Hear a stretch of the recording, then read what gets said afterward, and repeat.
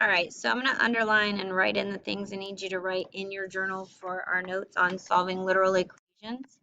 And we're going to talk some more about this tomorrow in class. So a literal equation has more than one variable, and the equation can be solved for a specific variable. Formulas are examples of literal equations, and a formula is an equation written using symbols that describe the relationship between two different quantities. So we use a lot of formulas in math and science. So an example that you've probably been using since 6th grade is D equals RT, distance equals rate times time. So what if we knew our distance and our time and we wanted to calculate our rate? So we need to rewrite and we need to solve this for R. So we can say D equals RT.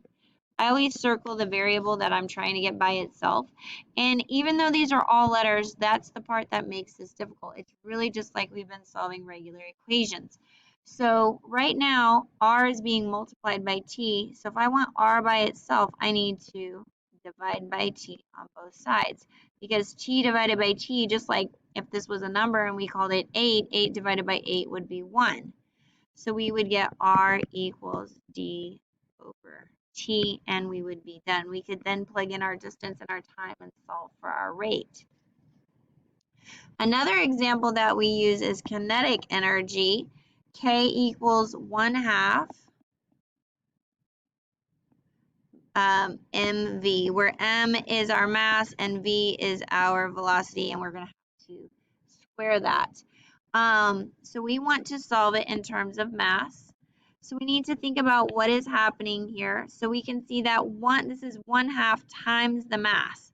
Well, we learned even the other day, how do you undo a fraction? Well, we would need to multiply this by that denominator. Or we could multiply by the reciprocal. 2 over 1 or 2, because if I have 1/2 times 2, that's going to go away. So now I have 2 times K equals m times v squared. And then lastly, what we would do here, again, we want m by itself. M is being multiplied by v squared. So just like what we did in the first one with r and t, we need to divide by v squared. V squared divided by v squared is in fact 1. So we would get m equals 2 times k over v squared. You don't have to do anything special with the v squared because it goes together. So now what I want to do is give you like a real life kind of question.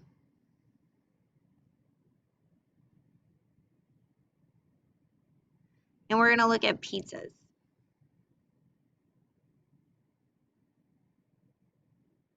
So here we have at a pizza buffet kind of place, we have large pizzas, $12, and dessert is $8.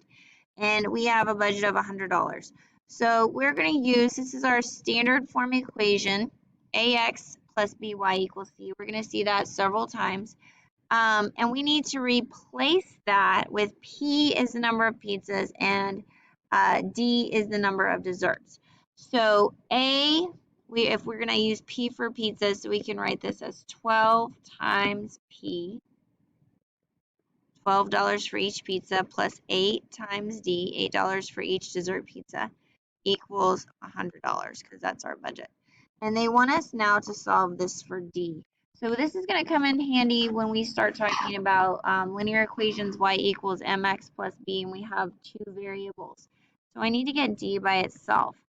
So kind of pretend the 8's not here, and you can simply just do your two-step equation. We're going to undo the add subtract.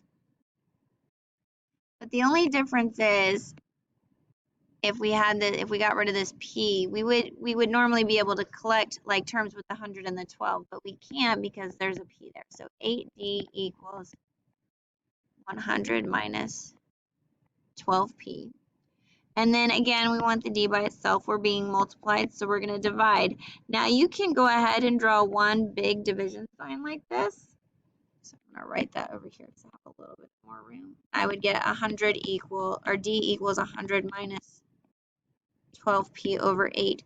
But really what this is saying is it's saying d equals 100 divided by 8 and negative 12p divided by 8. So you can go through and you can actually simplify the rest of this. So we know that 8 goes into 100. You can simplify it down all the way to 25 over 2 or $12.50. And 12 over 8 is $1.50. P. So that then you could plug in your number of pizzas and find out, you know, how many dessert pizzas you could buy. We're going to actually take that information and come over to this next page. I'm going to rewrite what we just did. So D equals 1250 minus $1.50. Now, normally we would leave those as fractions, but because we're actually dealing with money, we'll be able to change that to a decimal. So now they said how many dessert pizzas if we bought 6 large pizzas? So we're plugging in a number here. So this is going to make things a little bit easier. Like earlier, if I told you we knew D and T, we could find R, so same thing. We're going to put 6 here. If I do 1250, and then I have 150 times 6 is 9. And I could see that each, we could buy 1250 minus 9 is 3.5. Now, this is the number of dessert pizzas. So you cannot buy 3.5 dessert pizzas. We could write a sentence and say, you can buy 3 dessert pizzas. Because they're not going to let you buy a half of one. Use your equation to determine how many dessert pizzas you can afford if you only buy 3 large pizzas. So this is going to go back to our original equation. And our original equation said 12 times, so we're saying 3 is our P, so 12 times P, which is 3, plus each dessert pizza was $8, and we had a budget of 100. So we can simply simplify 36 plus 8D is 100 minus 36. 8D equals 64 divided by 8. D equals 8. So we can buy 3 large and 8 dessert pizzas for 100.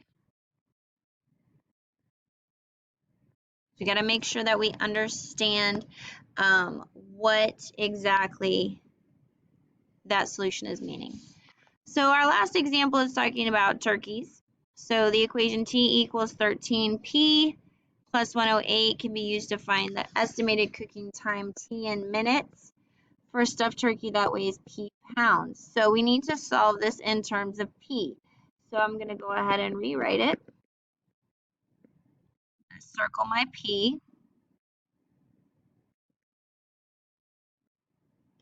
So I again, going through my steps, we have no distributing, no collect-like terms, no variables on both sides, but I can undo my add subtract. And again, we cannot put T and 108 together.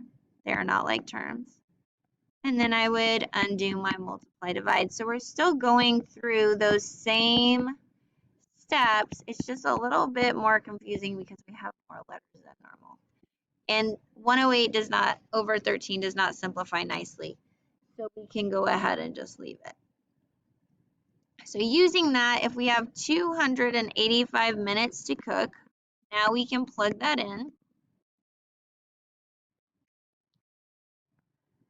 285 minus 108, you can use your calculator or you can simply do it by hand. 285 minus 108, this becomes 177 over 13.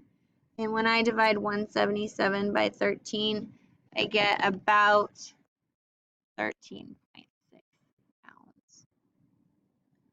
So that's a pretty big turkey. 285 minutes is a long time though too.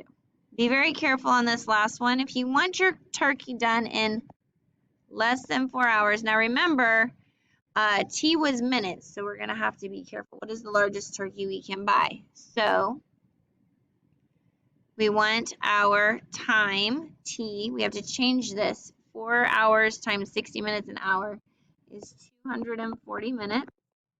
is equal to, and I'm going to go back to my original equation, 13p plus 108. And now we can undo our add subtract. 132. And then we can undo our multiply divide. And we get that p needs to be less than,